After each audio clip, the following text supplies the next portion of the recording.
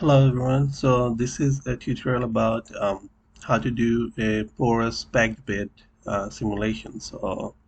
And the problem similar to that you can think of is we have a flow going through uh, a cylinder, let's say, and we have maybe a filter or a packed bed in the middle of it, and then maybe the cylinder goes on. So we want to analyze how the fluid will behave when it's passing through that porous zone. Okay, so let's get started. I'm gonna go with Fluent, design modular.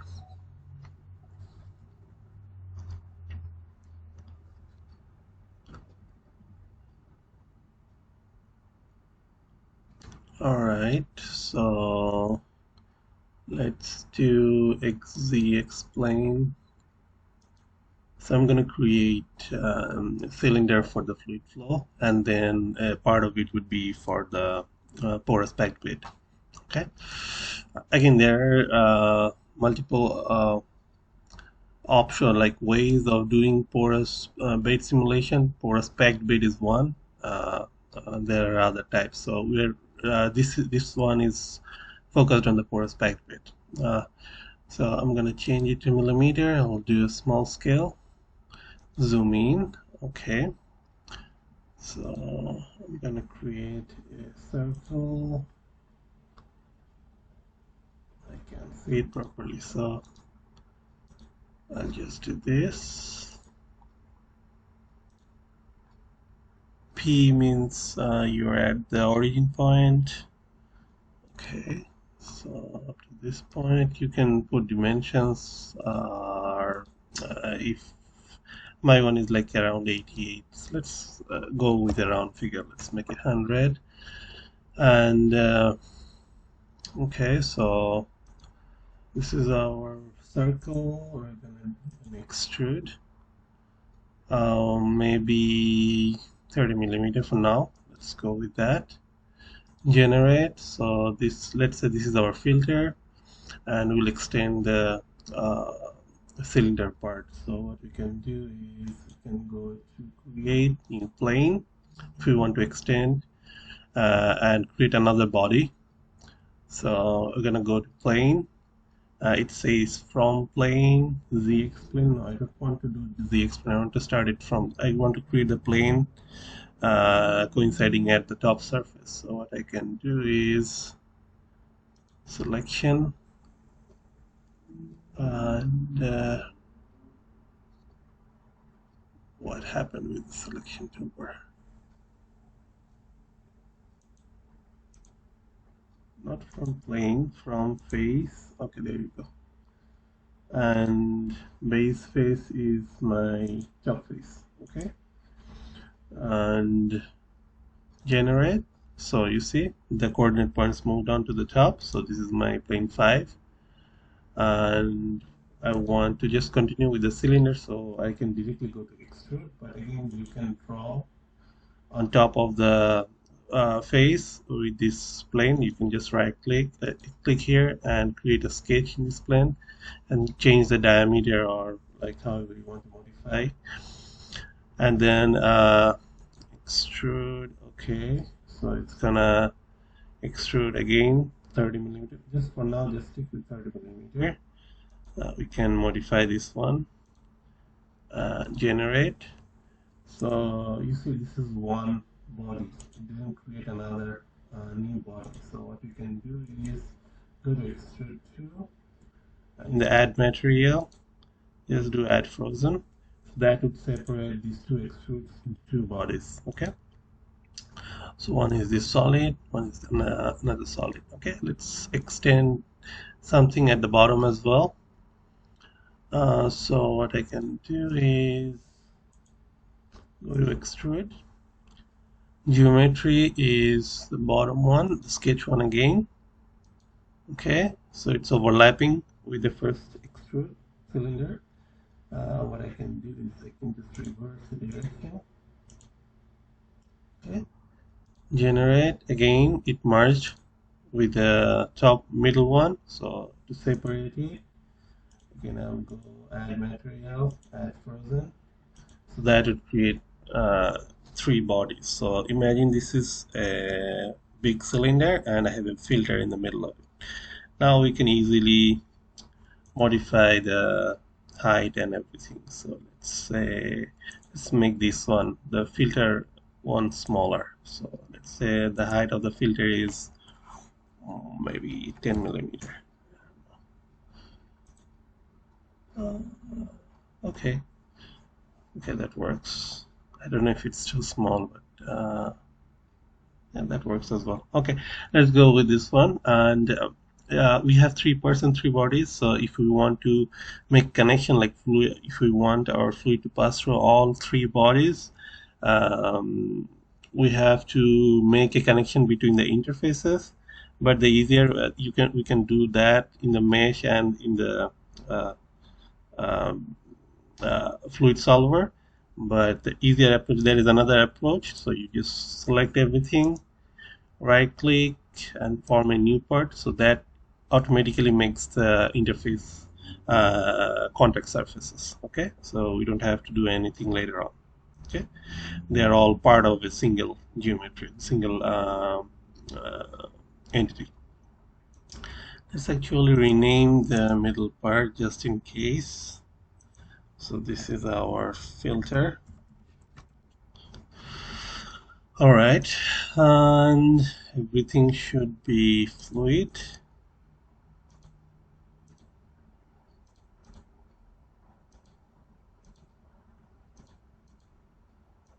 Okay, fluid bodies. I think we're done. Let's go to mesh.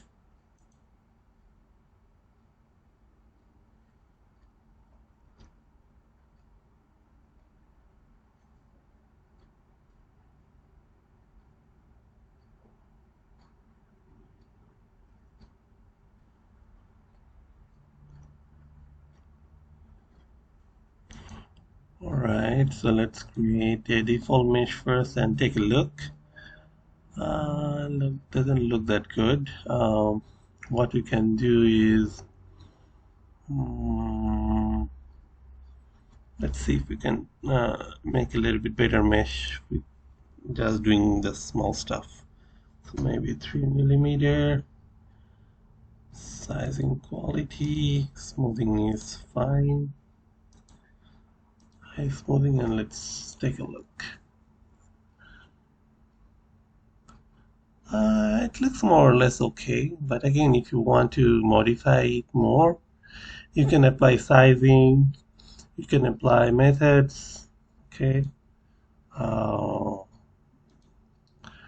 so on and so forth. I'll just skip the meshing part. This tutorial is not about the mesh. Maybe I'll refine it a little bit more because the mesh total number of elements is not that high. So just refine it a little bit more. Maybe 1.5 millimeter.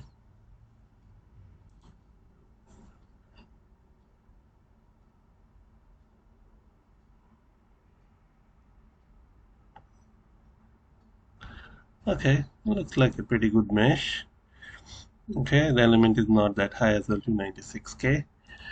And so the name selection, face. So this would be, let's say this would be our inlet, for example. So create name selection. Inlet, for example. Okay, so the fluid flow is going to act in the direction of the gravitational force, let's say. Okay, so this is our outlet, and filter part, I don't exactly need anything more.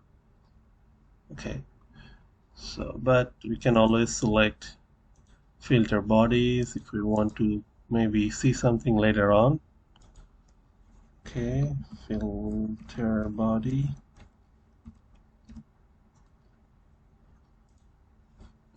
Hmm.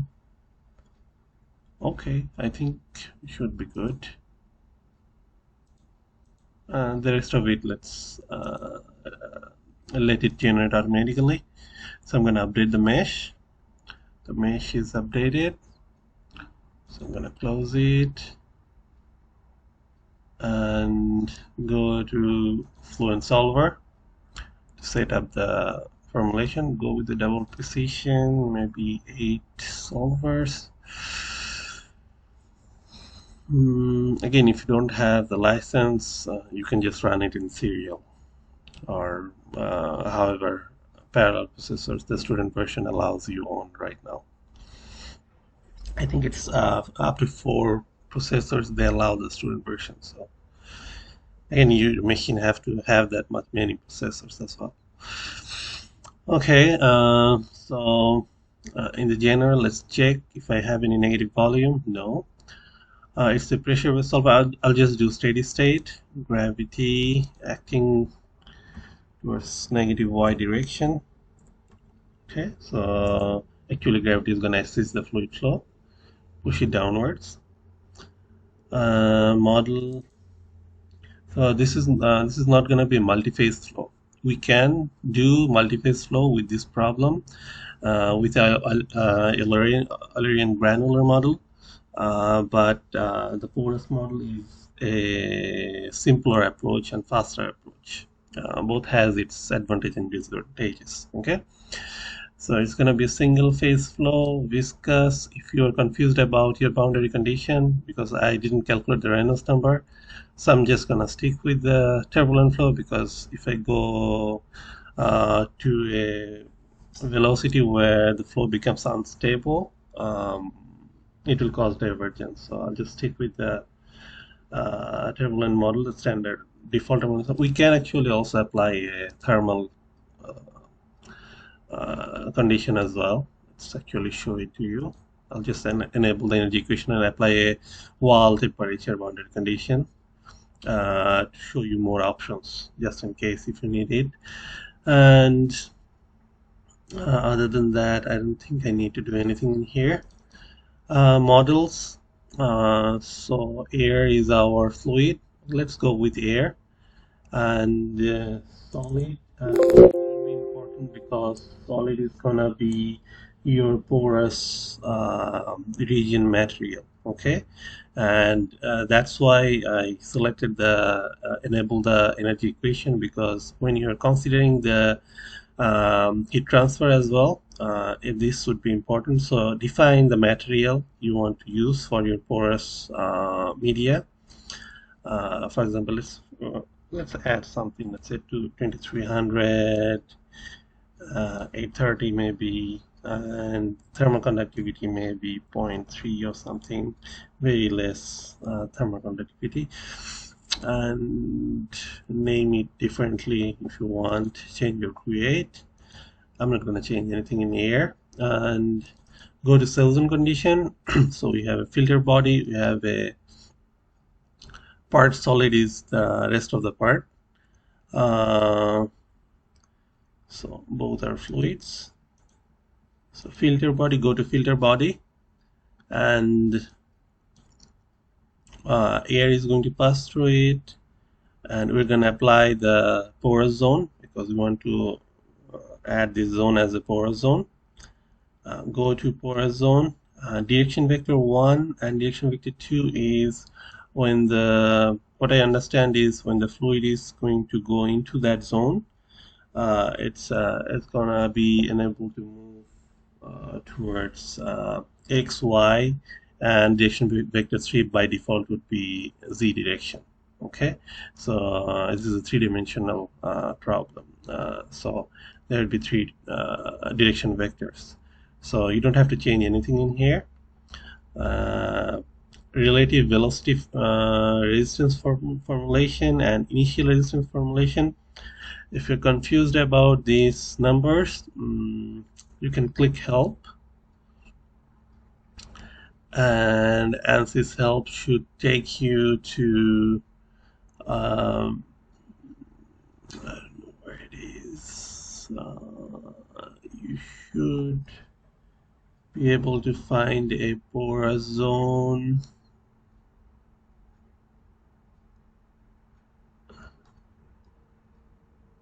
What I need is a porous media model. Let's see. Power law, porous zone, conical. Defining viscous and inertial resistance coefficient. Let's click this one. Okay. So, okay. User inputs for porous media. This one we have already done that.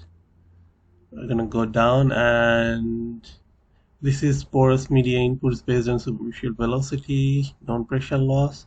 This is the one. Okay. Derive porous media inputs for a packed bed. Okay, because we're trying to solve a problem of packed bed porous media, and they're using Argon equation, which was derived I think around 1952. They mostly use that for oil and gas problems.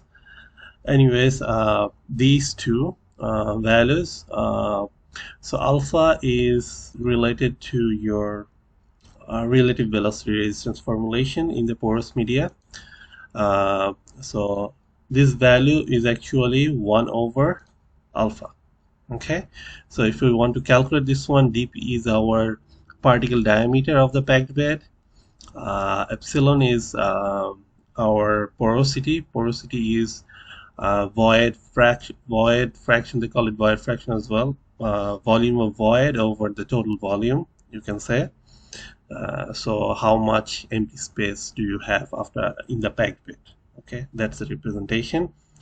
So I already created an Excel file to calculate that one. So let's assume our porosity is 0.37. Our diameter is 2 millimeter.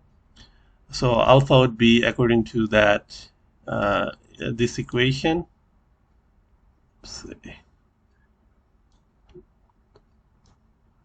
Okay, according to this equation, so I calculated alpha in here. Okay, and then viscous resistance is 1 over alpha. Okay, 1 over alpha, and initial resistance is same, just another equation. Okay, based on the porosity and particle diameter. So this is the initial resistance. So I have these numbers. So what you will do is you'll just copy the viscous resistance, okay, and go to Fluent and just paste it for all directions. Okay, and same goes for the initial resistance. So just Control C and then Control V for all of them. Okay, if we go down, again, if you want to know more about these things, read the ANSYS help, like in here. There are more details about these things if you want to play with it.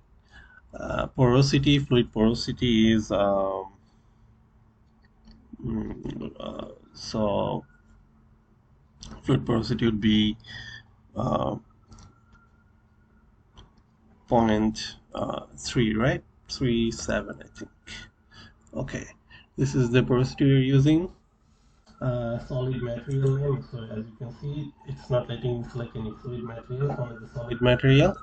So that's where the properties comes into play in the porous zone. Okay, this is how you define the material properties for the porous zone. Okay, so we already modified the aluminum properties. Other than that, everything looks good. Okay, so let's go to boundary condition, inlet. Let's do a velocity inlet, that is fine. Maybe, I don't know if this will work, but maybe 0.05. Let's do 0.1. This would be really slow flow, turbulent intensity, so you can calculate the hydraulic diameter. Okay, and put it in here. I haven't calculated it, so I'll just go with the default features for now. This only sometimes causes convert, like it makes it easier to converge. Okay, so outlet is a pressure outlet. Other than that, okay, the temperature condition. Oh, I didn't select the wall. Let's see which part is that. I should have done that in the mesh. Display. Let's see if this is the one. Okay. Okay, we can work with this one. Filter body. Okay. Okay. We can bypass that. So this is our wall filter body.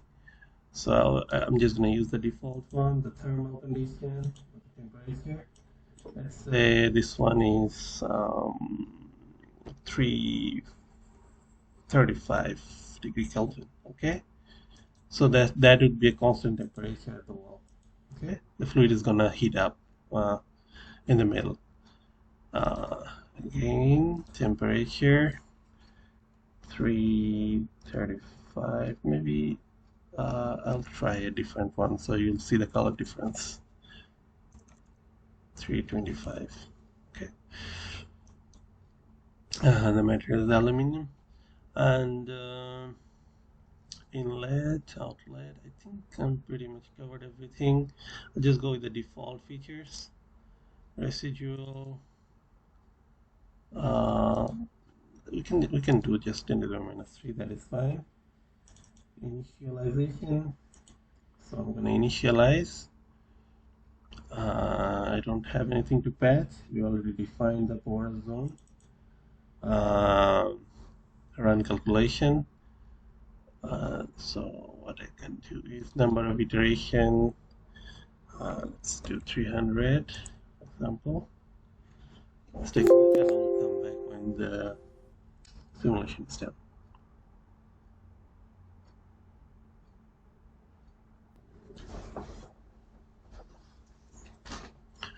Okay, looks like our simulation has converged around 45 iteration. I think the limit was really low, the convergence limit. So it converges really fast. Let's take a look at the result. So contour plot. I'll just create a new plane. YZ plane works. Okay, X, let's put it 0. It's almost 0. I don't know why they put that number over there. Okay, so let's plane 5. Display, not pressure. Let's take a look at the velocity. Okay, so this is excuse me. So as you can see, the middle part is the porous zone, and I think it should have slowed down a little bit more. I think my velocity is a little bit too high for the porosity of the porous zone, but you can see the difference, right? It's very stable at the edge. It's very visible at the edge. Maybe I can apply a path line to make it more noticeable. Let's see, from inlet, verticalities is fine. I can say velocity. Let's take a look. Okay, I'll skip some. Maybe skip 100. Yeah, it's going through the porous bed really smoothly. That's why you can see the difference. Like there is this zone is different than the other two zones due to different porosity, but it's going pretty smoothly. But if your filter is maybe sideways or something else, or the flow is already not very straightforward, the velocity, the Reynolds number is quite high, then you'll see it will like some will go back, rotate, and then come back and go through the filter and so on and so forth. You'll see the difference. But this is working perfectly fine. It's just the result is too simple. Okay. Okay, all right. Let's see. Um, I don't know what will particle fraction of, let's say.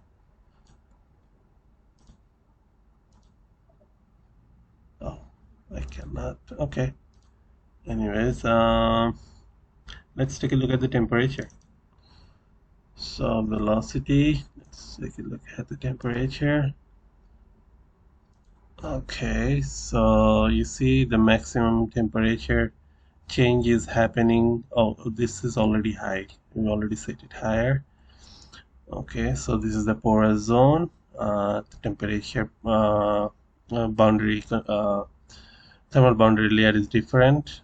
And then when you move down, it's gonna go with the, and like it didn't go higher, it's up there. The slope changed. All right, so this is, I think, everything. This is how you can do a porous packed bed. Again, it also depends on the properties of the material you're using for the porous zone. But this is how you set everything up and run the case and do a packed bed. So, by the way, the particle diameter, I think it considers spherical particles for the porous bed. So again, this is the Eulerian simulation, single phase Eulerian simulation.